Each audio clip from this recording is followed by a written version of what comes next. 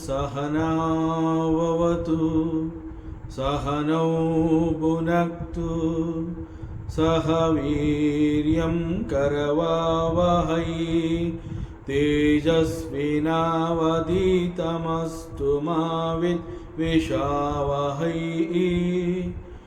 ॐ शान्ति शान्ति ಶಾಂತಿಃ. ಶ್ರೀಕೃಷ್ಣ, ಸರ್ವವೂ ನಿನ್ನ ಸೇವೆಯಾಗಲಿ ಸ್ವಾಮಿ. ಎಲ್ಲ ಆಧ್ಯಾತ್ಮ ಬಂಧುಗಳಿಗೂ ನಮಸ್ಕಾರ ಮತ್ತು ಜ್ಞಾನದರ್ಶನಂ ವೇದಿಕೆಗೆ ಸ್ವಾಗತ. ಧ್ವನಿ ಗುರುದೇವದಾಗಿರಲಿ, ವಿಚಾರ ಪರಮಾತ್ಮನದಾಗಿರಲಿ, ಹಾಗೂ ಇದು ನನ್ನದಲ್ಲದ ಕರ್ಮವಾಗಲಿ. ಶ್ರೀಮದ್ ಭಾಗವತ ಮಹಾಪುರಾಣ 11ನೇ ಸ್ಕಂದ. ಮೊದಲಿಗೆ ಮಂಗಳಾಚರಣೆ.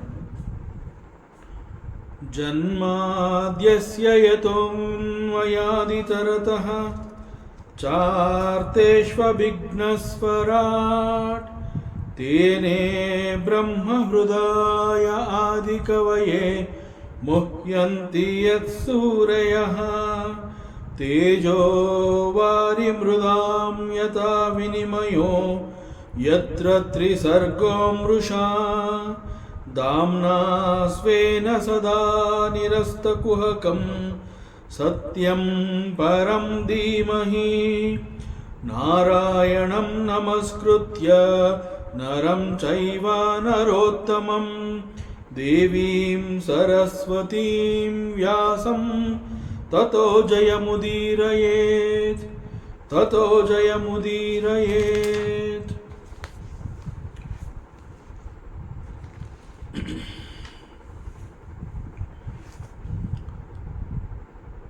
So this is Srimad Bhagavatam, the 11th canto, chapter number 22, verse number 37. ಧ್ಯಾಯನ್ ಮನೋನು ವಿಷಯಾನ್ ದೃಷ್ಟಾನ್ ವಾನುಶ್ರುತಾನತ ಉದ್ಯತ್ಸಿದತ್ ಕರ್ಮತಂತ್ರಂ ಸ್ಮೃತಿ ತದನು ಶಾಮ್ಯತಿ. Mind is bound. ಮನಸ್ಸು ಅನ್ನುವಂತಹದ್ದು ಕರ್ಮಗಳ ಬಂಧನಕ್ಕೆ ಒಳಪಟ್ಟಿರುವಂತಹದ್ದು. It is bound by the karmas. ಮನಸ್ಸು ಅಂತ ಹೇಳಿದಾಗ ಅದು ಯಾವಾಗಲೂ ಕೂಡ ಇಲ್ಲಿ ಮತ್ತು ಅಲ್ಲಿ, ದಟ್ ಮೀನ್ಸ್ ಈ ಲೋಕ ಮತ್ತು ಪರಲೋಕ ಅಂತ ಹೇಳಿ ಬೇರೆ ಬೇರೆ ಅನೇಕ ಲೋಕಗಳ ಬಗ್ಗೆ ನಿರಂತರವಾಗಿ ಚಿಂತಿಸ್ತಾ ಇರುತ್ತೆ. ಮನಸ್ಸಿಗೆ ಒಂದು ಹೊಸ ವಿಷಯ ಅನ್ನುವಂತಹದ್ದು ಸಿಕ್ಕಿದ ಕೂಡಲೇ ಹಳೆಯದನ್ನು ಮರೀತಾ ಬರುತ್ತೆ. ದಿ ಓಲ್ಡ್ ಮೆಮೊರೀಸ್, ವಾಸನಾಗಳು ಅನ್ನುವಂತಹದ್ದು ಕ್ರಮೇಣ ಶಾಂತವಾಗ್ತಾ ಬರುತ್ತೆ. So this is the nature of the mind. ಮನಸ್ಸು ಅಂತಂದಾಗ ಈ ರೀತಿ. Number 1, it is bound by the karmas. ಕರ್ಮದ ಬಂಧನಕ್ಕೆ ಅದು ಒಳಗಾಗಿರೋದ್ರಿಂದ ಮತ್ತು ಬಂಧನದ ಪ್ರಭಾವಕ್ಕೆ ಅದು ಸಿಕ್ಕಾಕೊಂಡಿರೋದ್ರಿಂದ even we get identified with that activity, and because of that we perform actions and we interact with the world only to get some particular result. ನಾವು ಕರ್ಮವನ್ನು ಯಾಕೆ ಮಾಡ್ತೀವಿ ಅಂತಂದರೆ, ಕರ್ಮವನ್ನು ಮಾಡುವ ಮೂಲಕ ನಮಗೆ ಬೇಕಾಗಿರುವಂತಹ ಯಾವುದೋ ಒಂದನ್ನು ನಾವು ಪಡ್ಕೋಬೇಕು. With the expectation of that particular result we perform actions. ನಾವು ಮಾಡುವಂತಹ ಯಾವುದೇ ಒಂದು ಕರ್ಮ ಅಂತಂದಾಗ ಅದರ ಹಿಂದೆ ಒಂದು ಉದ್ದೇಶ ಇರುತ್ತೆ. ಸೊ ಆ ಉದ್ದೇಶವನ್ನು ನಾವು ಮನಸ್ಸಿನಲ್ಲಿ ಇಟ್ಕೊಂಡು ಅದಕ್ಕೆ ಬೇಕಾಗಿರುವಂತಹ ಕರ್ಮ ನಮ್ಮ ಮನಸ್ಸಿಗೆ ಏನು ತೋಚತ್ತೆ, ಯಾವ ರೀತಿ ಕರ್ಮವನ್ನು ಮಾಡಿದಾಗ ನನಗೆ ಬೇಕಾಗಿರುವಂತಹ ಸಿಗತ್ತೆ ಎನ್ನುವಂತಹದ್ದು ಮನಸ್ಸಿನ ಮೂಲಕ ನನಗೆ ಅರಿವಾಗತ್ತೆ. ಅಂತಹ ಕರ್ಮವನ್ನು ಮಾಡೋದಕ್ಕೆ ನಾನು ಸಿದ್ಧನಾಗ್ತೀನಿ. ಒಂದು ವೇಳೆ ಒಂದು ಉದ್ದೇಶವನ್ನು ಇಟ್ಕೊಂಡು ಕರ್ಮವನ್ನು ಮಾಡ್ತೀನಿ, ನನಗೆ ಇಂತಹದ್ದೇ ಬೇಕು, ನನಗೆ ಇಂತಹದ್ದೇ ಬೇಕಾಗಿರೋದ್ರಿಂದ ಈ ಒಂದು ಪರ್ಟಿಕ್ಯುಲರ್ ಕರ್ಮವನ್ನು ನಾನು ಮಾಡ್ತಾ ಇದ್ದೀನಿ, ಇಟ್ ಈಸ್ ಓಕೆ. ಕರ್ಮ ಅಂತಂದ ಮೇಲೆ ಅಲ್ಲಿ ಒಂದು ರಿಸಲ್ಟ್ ಅನ್ನುವಂತಹದ್ದು ಇದ್ದೇ ಇರುತ್ತೆ. ಒಂದು ವೇಳೆ ನನ್ನ ಉದ್ದೇಶ ಬೇರೆ ಇರುತ್ತೆ ಅಂತಂದರೆ, ನಾನು ಇಷ್ಟಪಡ್ತಾ ಇರುವಂತಹ ಒಂದು ನನಗೆ ಬೇಕಾಗಿರುವಂತಹ ರಿಸಲ್ಟ್ ಬೇರೆ ಇರುತ್ತೆ. ನಾನು ಮಾಡುವಂತಹ ಕರ್ಮದ ಮೂಲಕ ನನಗೆ ಬೇಕಾಗಿರುವಂತಹ ರಿಸಲ್ಟ್ ಸಿಕ್ಕದೆ ಹೋದಾಗ actually we have to understand that ನನಗೆ ಬೇಕಾಗಿರುವಂತಹ ಒಂದು ಉದ್ದೇಶಕ್ಕೆ ತಕ್ಕಂತಹ ಕರ್ಮವನ್ನು ನಾನು ಮಾಡಿಲ್ಲ. ಆದ್ದರಿಂದ ನಾನು ಕರ್ಮವನ್ನು ಮಾಡಿದ್ರೂ ಕೂಡ ನನಗೆ ಬೇಕಾಗಿರುವಂತಹ ಒಂದು ಫಲ ನನಗೆ ಸಿಕ್ಕಲಿಲ್ಲ. ಬಟ್ ನಾವು ಅದನ್ನು ಅರ್ಥ ಮಾಡ್ಕೊಳ್ಳೋದಿಲ್ಲ. ನಾ ಏನೋ ಮಾಡೋದೆಲ್ಲ ಮಾಡಿದೆ, ಬಟ್ ನನಗೆ ಸಿಕ್ಕಲಿಲ್ಲ. ಯಾಕೆ ಸಿಕ್ಕಲಿಲ್ಲ ಅಂತಂದರೆ ಏನು ಮಾಡಬೇಕಾಗಿತ್ತು ಅದನ್ನು ನಾನು ಮಾಡಿಲ್ಲ. C, it is very straight. ಕರ್ಮ ಅಂತಂದಾಗ ಅಲ್ಲಿ ಒಂದು ಉದ್ದೇಶ ಇದ್ದೇ ಇರುತ್ತೆ.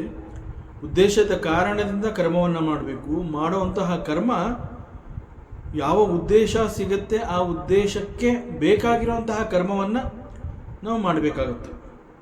ಸೊ ಒಂದು ವೇಳೆ ನಾವು ಇಷ್ಟಪಟ್ಟಂತಹ ಒಂದು ಫಲ ಸಿಕ್ಕದೇ ಇದ್ದಾಗ ಎಗೇನ್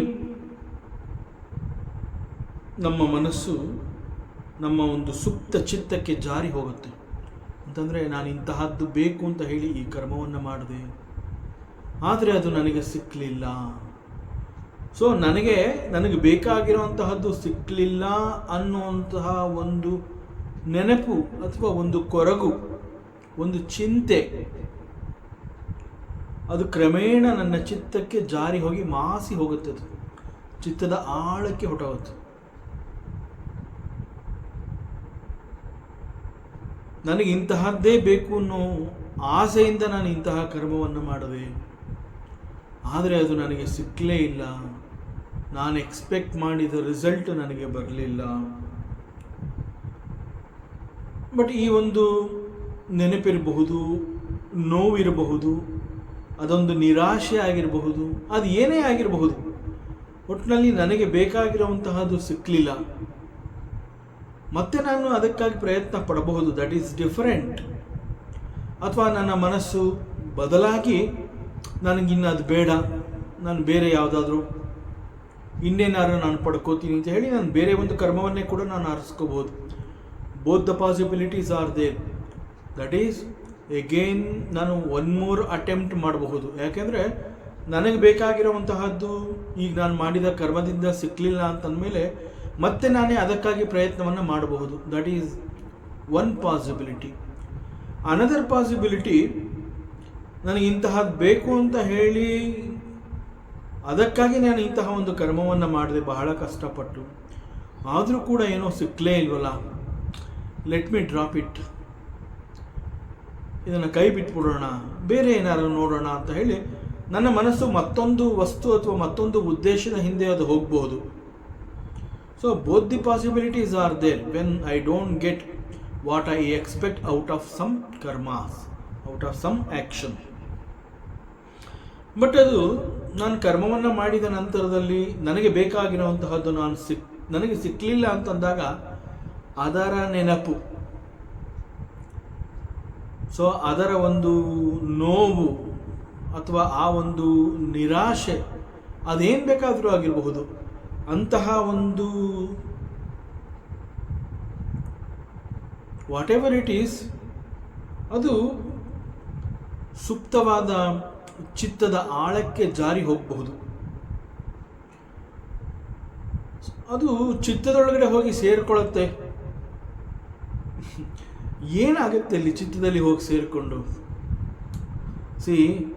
ಚಿತ್ತದಲ್ಲಿ ಹೋಗಿ ಸೇರಿಕೊಳ್ಳುತ್ತೆ ಅಂತಂದರೆ ನಾವು ಮಾಡುವಂತಹ ಪ್ರತಿಯೊಂದು ಕೂಡ ಇಟ್ ವಿಲ್ ಬಿ ರೆಕಾರ್ಡೆಡ್. ನನಗೆ ಸಿಕ್ತು ಅಂತ ಹೇಳಿದ್ರೆ ಕೂಡ ಅದು ಕೂಡ ಹೋಗಿ ಚಿತ್ತದಲ್ಲೇ ರೆಕಾರ್ಡ್ ಆಗುತ್ತೆ. ಸಿಕ್ಕಲಿಲ್ಲ ಅಂತಂದಾಗ ಅದು ಕೂಡ ಅಲ್ಲಿ ರೆಕಾರ್ಡ್ ಆಗಿರುತ್ತೆ. So it's A store house. ಚಿತ್ತ ಅಂತ ನಾವು ಹೇಳ್ತಾ ಇರುವಂಥದ್ದು is A store house. Everything will be recorded. Data is A data collection centre.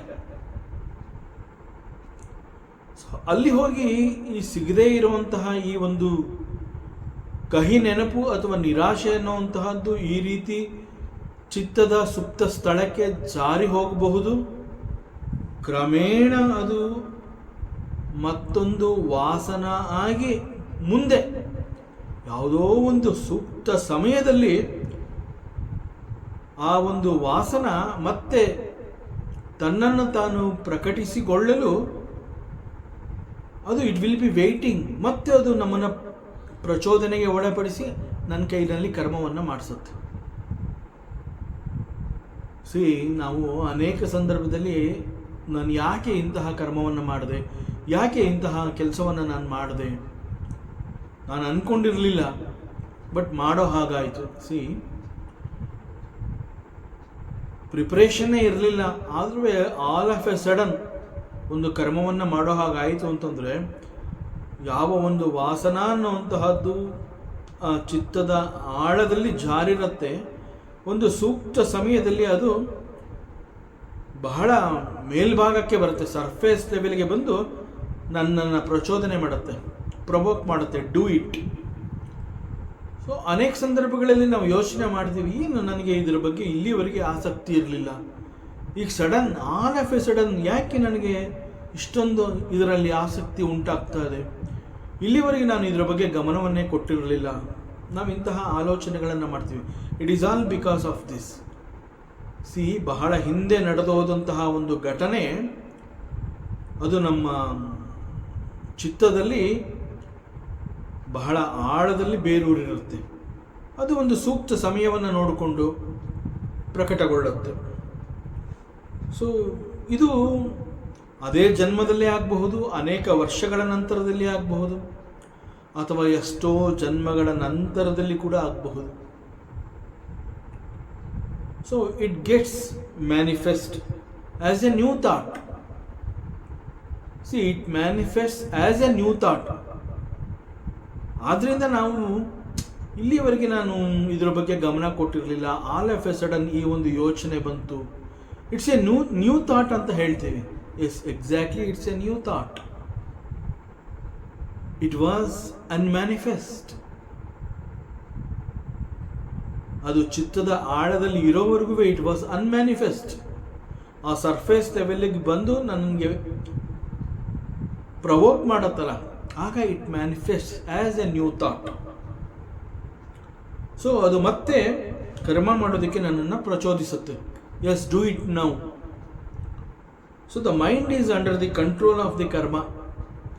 ಅದನ್ನೇ ಮನಸ್ಸು ಕರ್ಮಬಂಧನಕ್ಕೆ ಒಳಪಟ್ಟಿರುತ್ತೆ ಅಂತ ಇಲ್ಲಿ ಈ ಒಂದು ಶ್ಲೋಕದಲ್ಲಿ ಹೇಳ್ತಾ ಇರುವಂತಹದ್ದು.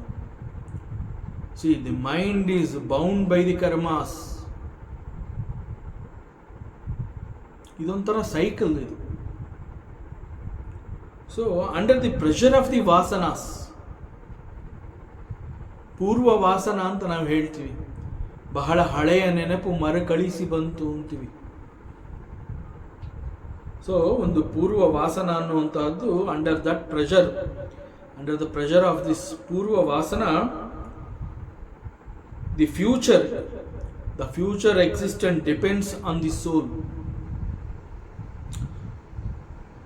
ಸೊ ಅದರಿಂದ ಸಾಮಾನ್ಯವಾಗಿ ಏನು ಹೇಳ್ತಾರೆ ಅಂತಂದರೆ, ಈವನ್ ಗೀತೆಯಲ್ಲಿ ಕೂಡ ಪರಮಾತ್ಮ ಹೇಳ್ತಾನೆ, ನಮ್ಮ ಅಂತ್ಯಕಾಲದಲ್ಲಿ ಅಂತಂದರೆ ಮರಣದ ಸಮಯದಲ್ಲಿ ಅಂತ ಹೇಳ್ತೀವಿ, ಸಾಯುವುದಕ್ಕೆ ಮುಂಚೆ, ಸಾಯುವ ಸಮಯದಲ್ಲಿ ಒಬ್ಬ ವ್ಯಕ್ತಿ ತನ್ನ ಕೊನೆಯ ಕ್ಷಣಗಳಲ್ಲಿ ಯಾವ ರೀತಿ ಯೋಚನೆ ಮಾಡ್ತಾ ಇರ್ತಾನೆ,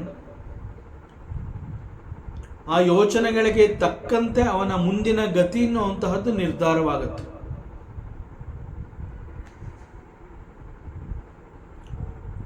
ಪುರಾಣದಲ್ಲಿ there is a story about Jadabharata.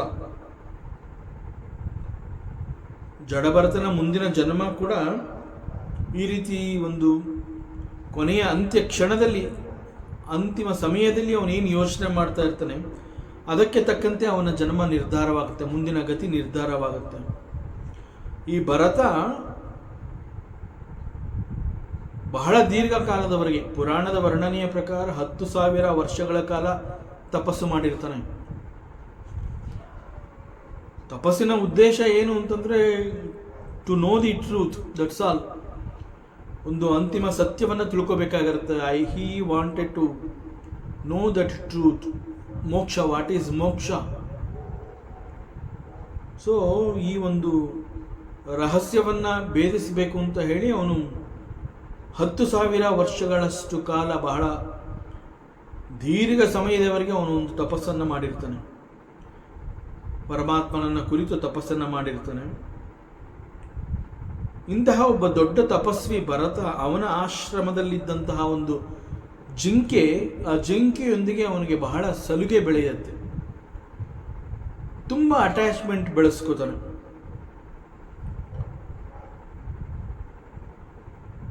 ಸಾಯುವಂತಹ ಸಮಯದಲ್ಲಿ ಆ ಜಿಂಕೆಯನ್ನು ಕುರಿತು ಅವನು ಮತ್ತೆ ಮತ್ತೆ ಯೋಚನೆಯನ್ನು ಮಾಡ್ತಾನೆ. ಮುಂದೆ ಆ ಜಿಂಕೆಗೆ ಯಾರು ಆಹಾರ ಕೊಡ್ತಾರೆ, ಅದು ಯಾರು ಊಟ ಹಾಕ್ತಾರೆ, ಅದನ್ನು ಯಾರು ನೋಡ್ಕೋತಾರೆ. ನಾನು ಆ ಜಿಂಕೆಯನ್ನು ತುಂಬ ಪ್ರೀತಿ ಮಾಡ್ತಾ ಇದ್ದೆ. ಈಗ ಆ ರೀತಿ ಯಾರು ಆ ಜಿಂಕೆಯನ್ನು ಪ್ರೀತಿ ಮಾಡ್ತಾರೆ, ಆ ಜಿಂಕೆಗೆ ಪ್ರೀತಿ ಯಾರು ಮಾಡ್ತಾರೆ, ಇನ್ನು ಪ್ರೀತಿಯ ಕೊರತೆ ಆಗಬಹುದು ಆ ಜಿಂಕೆಗೆ. ಹೀಗೆ ಕೊನೆಯ ಕ್ಷಣದಲ್ಲಿ ಆ ಜಿಂಕೆಯನ್ನು ಕುರಿತು ತುಂಬ ಯೋಚನೆ ಮಾಡ್ತಾನೆ. ಸೊ ಇದರ ಪರಿಣಾಮವಾಗಿ ಅವನಿಗೆ ಮುಂದೆ ಅವನು ಒಂದು ಜಿಂಕೆಯಾಗಿ ಹುಟ್ಟಬೇಕಾಗುತ್ತೆ. ಇದು ಪುರಾಣ ಅಂತ ಹೇಳಿರೋದ್ರಿಂದ it is not just a story, this is how it works.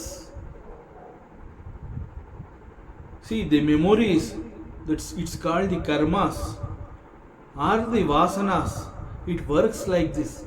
It's a science, the science behind this. See, spirituality is a pure science. So, we have to give proper training to the mind. ಎಲ್ಲ ಸಮಯದಲ್ಲೂ ಕೂಡ ಮನಸ್ಸು ಯಾವ ರೀತಿಯಲ್ಲಿ ಅದು ಇರಬೇಕು ಅನ್ನುವಂತಹ ಒಂದು ಉತ್ತಮವಾದ ಟ್ರೈನಿಂಗ್ ನಾವು ಮೈಂಡ್ಗೆ ಕೊಡಬೇಕಾಗುತ್ತೆ. ನಾವು ಸ್ಪಿರಿಚುವಲ್ ಪ್ರಾಕ್ಟೀಸ್ ಅಂತ ಹೇಳ್ತೀವಿ, ಏನೋ ಆಧ್ಯಾತ್ಮ ಸಾಧನೆ ಅಂತ ಹೇಳ್ತೀವಿ, ಅಥವಾ ಅನೇಕ ಉಪನಿಷತ್ತುಗಳನ್ನು ತಿಳ್ಕೊಳ್ಳುವಂತಹ ಪ್ರಯತ್ನವನ್ನು ಮಾಡ್ತೀವಿ. ರಾಮಾಯಣ ಓದ್ತೀವಿ, ಮಹಾಭಾರತ ಓದ್ತೀವಿ, ಭಗವದ್ಗೀತೆ ಓದ್ತೀವಿ,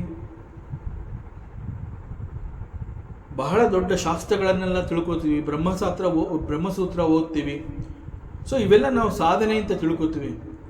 ಇನ್ಫ್ಯಾಕ್ಟ್ ಇವೆಲ್ಲದರ ಹಿಂದೆ ಇರುವಂತಹದ್ದೇನು ಅಂದರೆ purification of the mind. Again, purification of the mind ಅಂತಂದ್ರೆ it is a proper training to be given to the mind.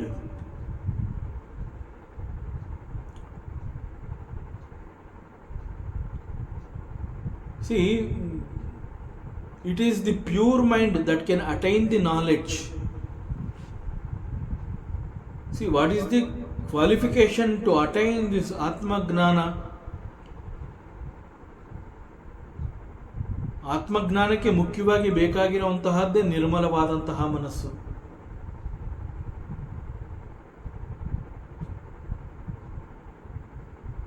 How to do this purification to the mind? ಆ ಒಂದು ಪ್ರೋಸೆಸ್ ಏನು? That is proper training is to be given to the mind.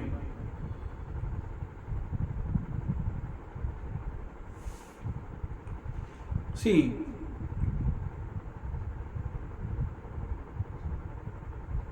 the man is what the mind is. ಮನಸ್ಸಿನಂತೆ ಮನುಷ್ಯ ಇರ್ತಾನೆ ಅಂತ ಹೇಳ್ತಾರೆ. So ಇಲ್ಲಿ ಭರತನ ಕಥೆ ಕೇಳಿದಾಗ ಕೂಡ ನಮಗೆ ಒಂದು ಪ್ರಶ್ನೆ ಬರುತ್ತೆ. ಆಕ್ಚುಲಿ ಭರತನನ್ನ ಇಲ್ಲಿ ತಪಸ್ವಿ ಅಂತ ಕರೆದಿದ್ರು ಕೂಡ actually Bharata he was a very great king. But ಅವನಲ್ಲಿ ಒಂದು ಸಮಯದಲ್ಲಿ ಅವನಲ್ಲಿ ವೈರಾಗ್ಯ ಉಂಟಾಗುತ್ತೆ. ಸೊ ವೈರಾಗ್ಯ ಪ್ರವೇಶಿಸಿದ ಕಾರಣದಿಂದ ಅವನು ತನ್ನ ರಾಜ್ಯ, ಸಿಂಹಾಸನ, ಪದವಿ, ರಾಜಭೋಗ ಎಲ್ಲವನ್ನ ತ್ಯಜಿಸಿ ಎಲ್ಲವನ್ನ ಬಿಟ್ಕೊಟ್ಬಿಡ್ತಾನೆ. ನನಗೇನು ಬೇಡ, because he understands nothing of this material in this world is eternal.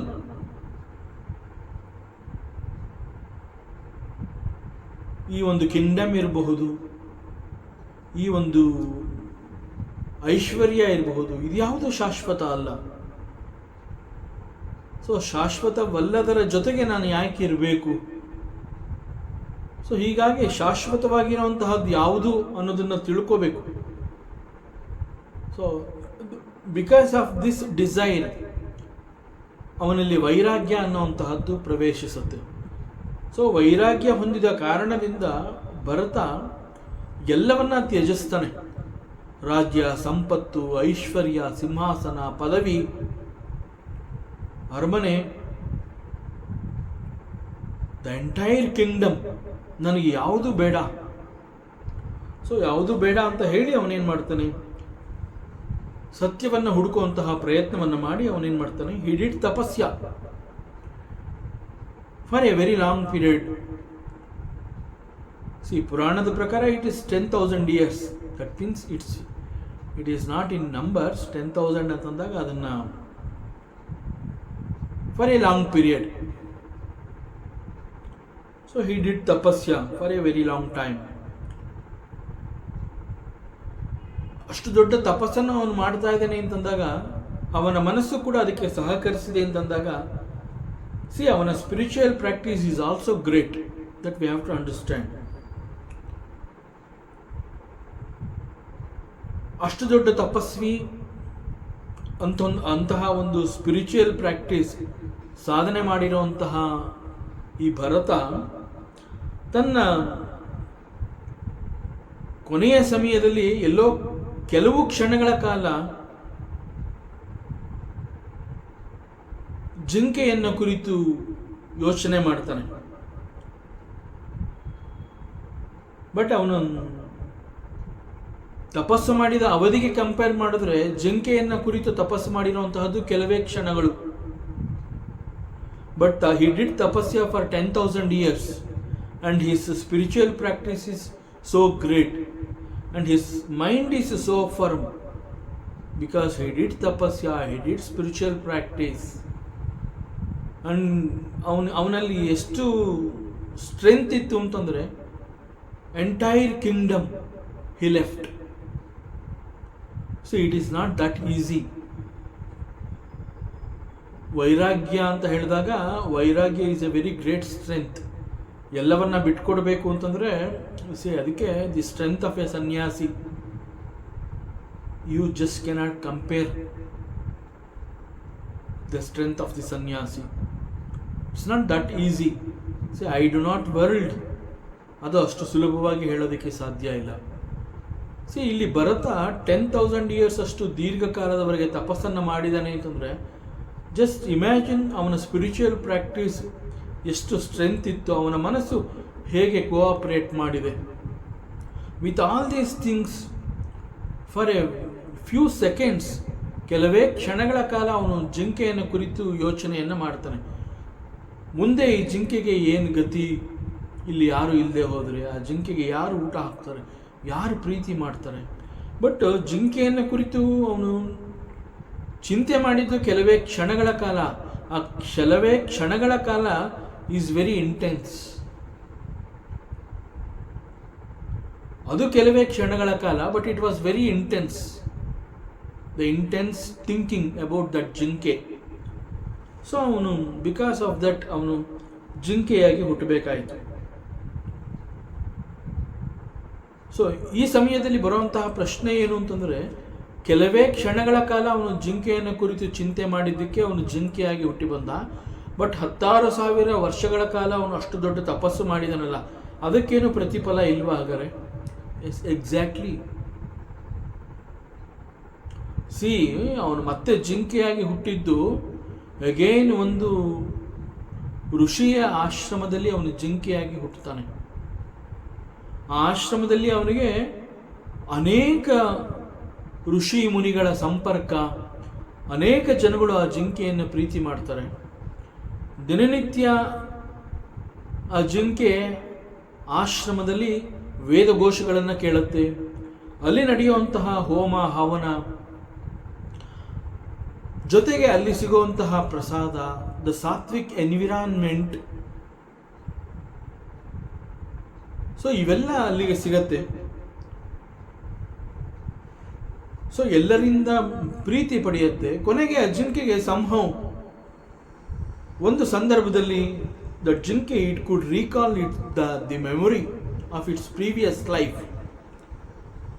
So ನಾನು ಸತ್ಯವನ್ನು ತಿಳ್ಕೋಬೇಕು ಅಂತ ಹೇಳಿ 10,000 ವರ್ಷ ತಪಸ್ಸು ಮಾಡಿ ಎಲ್ಲೋ ಕೆಲವೇ ಕೊನೆ ಕ್ಷಣಗಳಲ್ಲಿ ನಾನು ಜಿಂಕೆಯನ್ನು ಕುರಿತು ಯೋಚನೆ ಮಾಡಿದ್ದಕ್ಕೆ ಈಗ ಜಿಂಕೆಯಾಗಿ ಹುಟ್ಟಿ ಈ ಆಶ್ರಮಕ್ಕೆ ಬರುವಾಗಾಯಿತು. ಬಟ್ ನನ್ನಲ್ಲಿ ಅದಿನ್ನೂ ಉಳ್ಕೊಂಡಿದೆಯಲ್ಲ, ನಾನು ತಪಸ್ಸು ಮಾಡಿದ್ದೇ ಆ ಸತ್ಯವನ್ನು ತಿಳ್ಕೋಬೇಕು ಅಂತ. So that is still that desire is burning. And because of this ಆ ಒಂದು ಗೋಲು ಫುಲ್ಫಿಲ್ ಆಗಬೇಕಾಯಿತು. ಸೊ ಅದು ಆ ಜಿಂಕೆಗೆ ಇದೆಲ್ಲ ಮನವರಿಕೆ ಆಗುತ್ತೆ, ಗೊತ್ತಾಗತ್ತೆ. ದೆನ್ ದಟ್ ಜಿಂಕೆ ಏನು ಮಾಡುತ್ತೆ, ಆಶ್ರಮದಲ್ಲಿ ಆ ಊಟ ತಿಂಡಿ ಎಲ್ಲ ಸ್ಟಾಪ್ ಮಾಡುತ್ತೆ. It stop eating. ಸೊ ಎಲ್ಲವನ್ನ ನಿರಾಕರಿಸುತ್ತೆ, ನನಗೆ ಊಟ ಬೇಡ, ತಿಂಡಿ ಬೇಡ.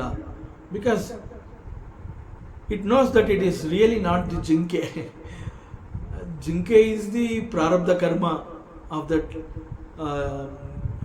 Few seconds thinking of that Bharata. So ಅದರಿಂದ ರಿಯಲ್ ಗೋಲ್ ಬೇರೆನೇ ಇದೆ. Let me fulfil that. So ಜಿಂಕೆ ಈಸ್ ನಾಟ್ ದಿ ಅಂತಿಮ ಉದ್ದೇಶ ಆಫ್ ದಿ ಭರತ. ಸೊ ಅದೇನು ಮಾಡುತ್ತೆ, ಜಿಂಕೆಗೆ ಗೊತ್ತಾಗುತ್ತೆ ನಾ ಯಾಕೆ ಜಿಂಕೆ ಆಗಿ ಹುಟ್ಟಿದೆ ಮತ್ತು what is my goal. So ಅದು ಊಟ ತಿಂಡಿಯನ್ನೆಲ್ಲ ಬಿಟ್ಬಿಡುತ್ತೆ. ಕೊನೆಗೆ ಒಂದು ದಿವಸ ಅದು ಮರಣವನ್ನು ಹೊಂದುತ್ತೆ. ಮತ್ತೆ ಮರಣದ ನಂತರದಲ್ಲಿ ಅದರ ಉದ್ದೇಶ ಏನು, ಊಟ ತಿಂಡಿ ಬಿಟ್ಟಿದ್ದು ಮತ್ತೆ ಆ ಸತ್ಯವನ್ನು ತಿಳ್ಕೋಬೇಕು. That was there in the mind. So again because of that vasana ಜಡಭರತನಾಗಿ ಅವನು ಹುಟ್ಟಬೇಕಾಯ್ತು. The jinke again took birth as Jadabharata. So Jadabharata ಹೇಗೆ ಅಂತಂದರೆ by birth he was a jnani. So ಅದಕ್ಕೆ ಸ್ಪಿರಿಚುವಲ್ ಪ್ರಾಕ್ಟೀಸ್ ಅಂತಂದಾಗ ಯಾವುದೂ ಕೂಡ ವೇಸ್ಟ್ ಆಗೋದಿಲ್ಲ. ಸೊ ಅಲ್ಲಿಂದ ಮುಂದಕ್ಕೆ ಸಾಧನೆ ಪ್ರಾರಂಭ ಆಗುತ್ತೆ. ಸೊ ಇಷ್ಟು ವರ್ಷಗಳ ಕಾಲ ನಾನು ಇಲ್ಲಿ ವೇದಾಭ್ಯಾಸವನ್ನು ಮಾಡಿದೆ, ಉಪನಿಷತ್ತುಗಳ ಅಭ್ಯಾಸವನ್ನು ಮಾಡಿದೆ. ಈಗ ಆಲ್ ಆಫ್ ಎ ಸಡನ್ ಆಯಸ್ಸು ಮುಗಿದೋಯ್ತು ಅಂತ ಹೇಳಿ ಸಾಯುವಂತಹ ಪರಿಸ್ಥಿತಿ ಬಂದರೆ ಇಷ್ಟೆಲ್ಲ ಮಾಡಿ ಏನು ಪ್ರಯೋಜನ? Nothing will happen. ಏನಾಗಬೇಕಾಗಿತ್ತೆ ಅದು ಆಗೇ ಆಗುತ್ತೆ. ಸೊ ಮತ್ತೊಂದು ಜನ್ಮದಲ್ಲಿ ಏನಾಗುತ್ತೆ, it will not start from the beginning, it will start from where it stopped. It is exactly ಜಡಭರತನಾಗಿ ಹುಟ್ಟಿದಾಗ ಆ ಹಿಂದೆ ಮಾಡಿದಂತಹ ಸಾಧನೆ, 10,000 ವರ್ಷಗಳ ಕಾಲ ಮಾಡಿದಂತಹ ಸಾಧನೆ, ಅಲ್ಲಿ ಮಾಡಿದಂತಹ ಸ್ಪಿರಿಚುವಲ್ ಪ್ರಾಕ್ಟೀಸು, ಇದೆಲ್ಲ ಏನಾಯಿತು, ಜಡಭರತನಾಗಿ ಹುಟ್ಟಿದಂತಹ ಅವನು ಬಾಲ್ಯದಿಂದಲೇ ಬಹಳ ದೊಡ್ಡ ಜ್ಞಾನಿಯಾಗಿದ್ದ. ಸೊ ಬಾಲ್ಯದಲ್ಲೇ ಅವನ ಜ್ಞಾನ ಅಷ್ಟೊಂದು ದೊಡ್ಡ ಮಟ್ಟದಲ್ಲಿತ್ತಲ್ಲ, ಮನೆಯಲ್ಲಿ ಕೂಡ ಯಾರು ಇವನನ್ನು ಅರ್ಥ ಮಾಡ್ಕೊಳಕ್ಕಾಗಲಿಲ್ಲ. ಮನೆಯಲ್ಲಿ ತಂದೆ ತಾಯಿ ಅಣ್ಣ ತಮ್ಮಂದರು ಅಥವಾ ಜೊತೆಯಲ್ಲಿದ್ದವರು ಯಾರಿಗೂ ಕೂಡ ಇವನು ಅರ್ಥ ಆಗ್ತಾ ಇರಲಿಲ್ಲ. ಸೊ ಎಲ್ಲರ ಪ್ರಕಾರ ಅವನು he is little different. Even society did not understand him.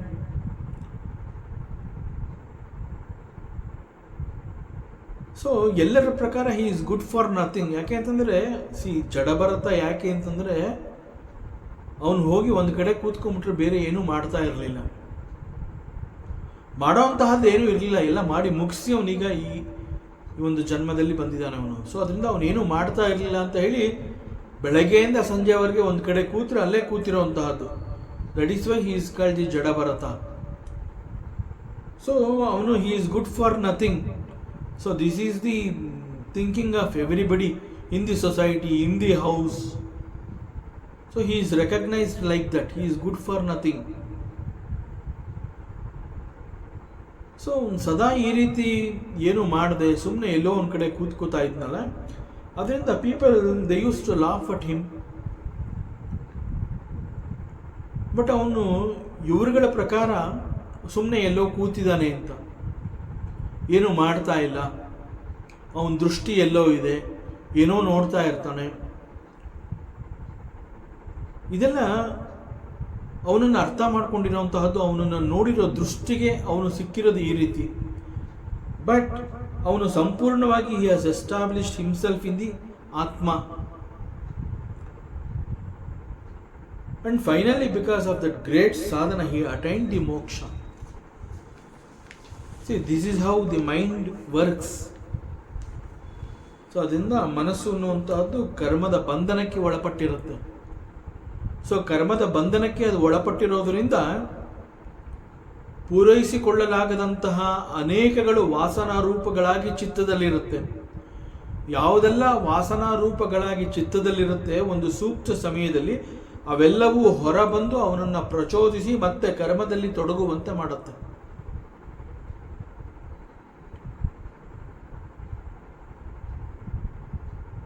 ಯಾವುದೋ ನಾವು ಬೆಳಗ್ಗೆ ಬೇಗ ಹೇಳಬೇಕು ಅಂದ್ಬಿಟ್ಟು ಅಲಾರಮ್ ಟೈಮ್ ಪೀಸ್ ಇಟ್ಕೊಂಡು 5 ಗಂಟೆಗೆ ನಾವು ಅಲಾರಮ್ನ ಸೆಟ್ ಮಾಡಿ ನಾವು ಮಲ್ಕೋತೀವಿ. ಯಾಕೆ ಅಂತಂದರೆ ಅದು ಬೆಲ್ಲಾದಾಗ ನಾವು ಹೇಳಬೇಕು.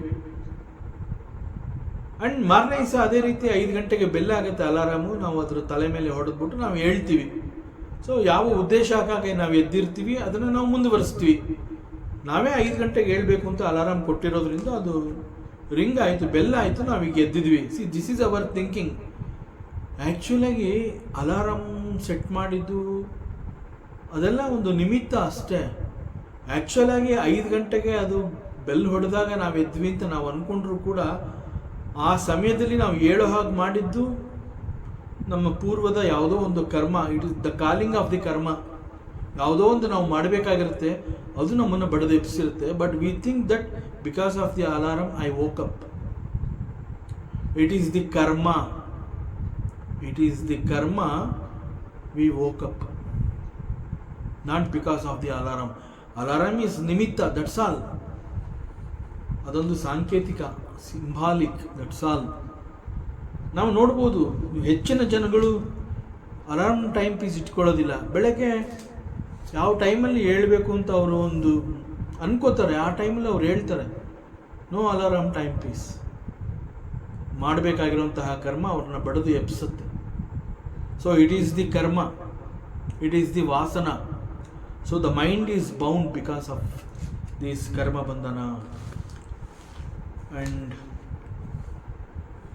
he continues, ವಿಷಯಾಭಿನಿವೇಶೇನ ನಾತ್ಮಾನಂ ಯತ್ ಸ್ಮರೇತ್ ಪುನಃ ಜಂತೋರ್ವೈ ಕಸ್ಯಚಿದ್ಯೇತೋ ಮೃತ್ಯುರತ್ಯಂತ ವಿಸ್ಮೃತಿ.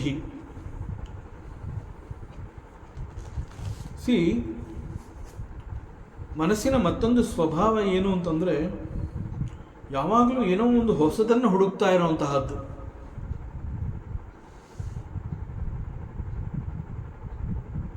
ದಟ್ ಈಸ್ ದಿ ಸ್ವಭಾವ ಆಫ್ ದಿ ಮೈಂಡ್. ಅದು ಸುಮ್ಮನೆ ಇರೋದಿಲ್ಲ. It wants something, especially new things. So ಅದೇನು ಮಾಡುತ್ತೆ, ಏನೋ ಒಂದು ಹುಡುಕ್ತಾ ಇರುತ್ತೆ ಮನಸ್ಸಿಗೆ. ನನಗೆ ಅದು ಬೇಕು, ಇದು ಬೇಕು.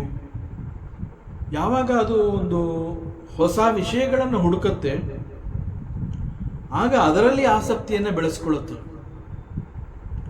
ಹೊಸ ವಿಷಯ ಮನಸ್ಸಿಗೆ ಸಿಕ್ಕಿದ ಕೂಡಲೇ ಆ ವಿಷಯದಲ್ಲಿ ಆಸಕ್ತಿಯನ್ನು ಬೆಳೆಸ್ಕೊಂಡು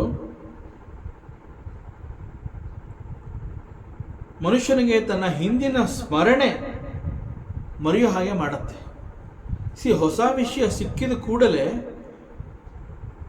ಕ್ರಮೇಣ ಮನಸ್ಸು ಅದರಲ್ಲಿ ಆಸಕ್ತಿಯನ್ನು ಬೆಳೆಸ್ಕೊಂಡಿದ್ದರಿಂದ ಅಲ್ಲಿಯವರೆಗೆ ಇದ್ದಂತಹ ಆ ಬೇರೆ ಬೇರೆ ನೆನಪುಗಳೆಲ್ಲ ಮಾಸಿ ಹೋಗುತ್ತೆ. ಮನುಷ್ಯ ಹೇಗೆ ಮರೆಯೋದಕ್ಕೆ ಸಾಧ್ಯ? ಮರೆಯೋದಕ್ಕೆ ಏನು ಕಾರಣ? ನಾವು ಅನ್ಕೋತೀವಿ ಮರ್ತೋಯ್ತು. ಯಾಕೆ ಮರ್ತೋಯ್ತು? ಯಾವುದೋ ಬೇರೆ ಒಂದು ಹೊಸ ವಿಷಯ ಸಿಕ್ಕಿದ್ರಿಂದ ನಾವು ಮರೆಯೋ ಹಾಗೆ ಮಾಡುತ್ತೆ ಮನಸ್ಸು. ಯಾಕೆಂದರೆ ಹೊಸದರಲ್ಲಿ ಆಸಕ್ತಿಯನ್ನು ಬೆಳೆಸ್ಕೊಂಡಿರುತ್ತೆ, ಹಳೆಯದನ್ನು ಮರೆಯುತ್ತೆ.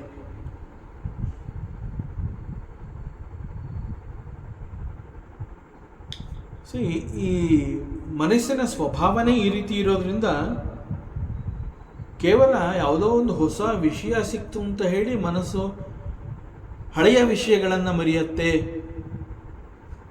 ಇದು ಬರೀ ವಿಷಯಗಳಿಗೆ ಸಂಬಂಧಪಟ್ಟಿರುವಂತಹದ್ದಲ್ಲ, ಇದು ಕೇವಲ ವಿಷಯಕ್ಕೆ ಸೀಮಿತವಾಗಿಲ್ಲ.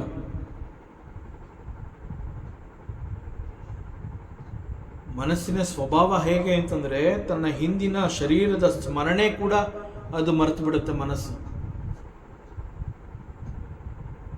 ಇನ್ಫ್ಯಾಕ್ಟ್ ಮನಸ್ಸು ಅಂತಂದಾಗ recall capacity of the mind ಅಂತಂದರೆ ಇಟ್ ಈಸ್ ಅಮೇಝಿಂಗ್. ನಾವು ಕೆಲವುಗಳನ್ನು ನಾವೇನು ಮಾಡ್ತೀವಿ, ನಾವು ಜ್ಞಾಪಕ ಇಟ್ಕೋಬೇಕು ಅಂತ ಹೇಳಿ ಬಹಳ ಸತತವಾಗಿ ಕೆಲವುಗಳನ್ನು ಅಭ್ಯಾಸ ಮಾಡಿಕೊಂಡು ಅದನ್ನೆಲ್ಲ ನಾವು ಕಂಠಪಾಠ ಮಾಡಿರ್ತೀವಿ, ಅಥವಾ ಏನೋ ಒಂದು ಒಟ್ಟಿನಲ್ಲಿ ಕೆಲವುಗಳನ್ನು ನಾವು ಅಭ್ಯಾಸ ಮಾಡಿದ ನಂತರದಲ್ಲಿ ಅವುಗಳು ನನಗೆ ಬೇಕು ಅಂತಂದಾಗ ನಮ್ಮಲ್ಲಿ ಒಂದು ಶಕ್ತಿ ಇರುತ್ತೆ, ಮನಸ್ಸಿಗೆ ಒಂದು ಶಕ್ತಿ ಇರುತ್ತೆ. ಅದು ರೀಕಾಲ್ ಮಾಡಿದಾಗ ಆ ಎಲ್ಲ ನೆನಪುಗಳನ್ನು ಅದು ತಂದುಕೊಡುತ್ತೆ ಮನಸ್ಸು. Mind has got that power. But ಮನಸ್ಸಿಗೆ ಇಂತಹ ಒಂದು ಶಕ್ತಿ ಇದ್ದರೂ ಕೂಡ ಮನಸ್ಸು ಏನು ಮಾಡುತ್ತೆ, ಯಾವುದೋ ಒಂದು ಹೊಸ ವಿಷಯ ಅದಕ್ಕೆ ಸಿಕ್ಕಿದಾಗ ಹಳೆಯದನ್ನು ಮರೆತು ಬಿಡುತ್ತೆ. It is exactly in the case of the ದೇಹ also.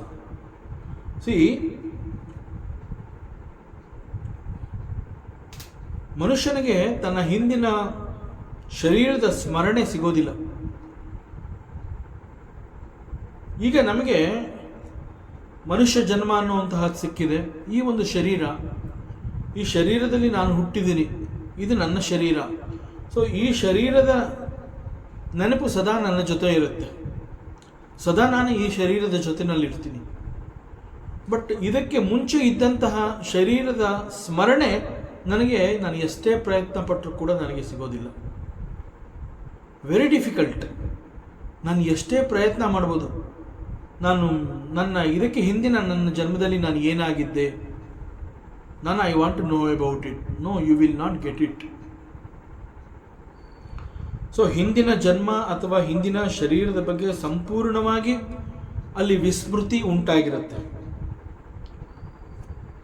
ವೇದಾಂತದಲ್ಲಿ the vismriti of the body is called the death.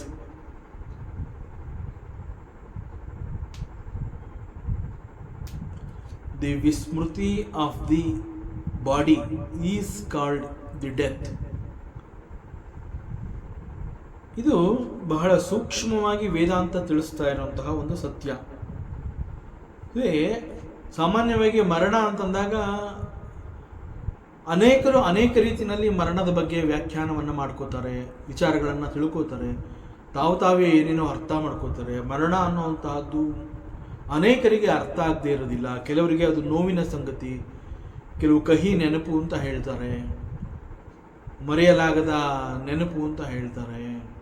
And ಎಲ್ಲವೂ ನಾಶ ಆಗೋಯ್ತು. ಮರಣ ಅಂತಂದರೆ ಕಂಪ್ಲೀಟ್ ಡಿಸ್ಟ್ರಕ್ಷನ್. ಈ ರೀತಿ ಮರಣ ಅನ್ನುವಂತಹದ್ದನ್ನು ಅನೇಕ ರೀತಿಯಲ್ಲಿ ಅರ್ಥ ಮಾಡ್ಕೋತಾರೆ. ಬಟ್ ಅದಕ್ಕೆ ವೇದಾಂತ ಇಲ್ಲೇನು ಹೇಳುತ್ತೆ ಅಂತಂದರೆ, ಅದನ್ನು ನಾನು ವೇದಾಂತವಾಗಿ ಹೇಳ್ಕೊಡ್ತೀನಿ ಅಂತ ಅಂತೆ. ವೇದಾಂತ ಶಾಸ್ತ್ರೀಯವಾಗಿ ನಾನು ಹೇಳ್ಕೊಡ್ತೀನಿ ವಾಟ್ ಈಸ್ ಡೆತ್. ಡೆತ್ ಅಂತಂದರೆ the vismriti about the body is called a death. We have to understand the essence what is actually Vedanta is trying to tell. ಇದು ಕೇವಲ ನಮ್ಮ ತಿಳುವಳಿಕೆಗಾಗಿ ಮಾತ್ರ. Not to sit and discuss with anybody. We just have to understand what is actually Vedanta is trying to tell, because it is passing on an information, a very subtle information. ಒಂದು ಹೊಸ ಜ್ಞಾನವನ್ನು ನಮಗೆ ಕೊಡ್ತಾ ಇದೆ. ಇದು ನನಗೇನೋ ಸಿಕ್ತು, ನಾನು ಅದನ್ನು ಬೇರೆ ಯಾರ ಜೊತೆನೂ ಕೂತ್ಕೊಂಡು ನಾನು ಡಿಸ್ಕಸ್ ಮಾಡ್ತೀನಿ ಅಂತಂದಾಗ ಅದು ನನ್ನಿಂದ ಹೊರಗಡೆ ಬರಬೇಕಾದ್ರೆ ಅದು ಮತ್ತೊಂದು ರೂಪವನ್ನು ಕೂಡ ತಾಳಬಹುದು. ಅದಕ್ಕೆ ಏನು ಅಂತಂದರೆ, ಇಂತಹ ವಿಚಾರ is only for you to understand, not to sit and discuss. It is not for discussion, it is only for your understanding. Because you understand it and do the ಮನನ, ರಿಫ್ಲೆಕ್ಟ್ ಅಪಾನ್ ಇಟ್.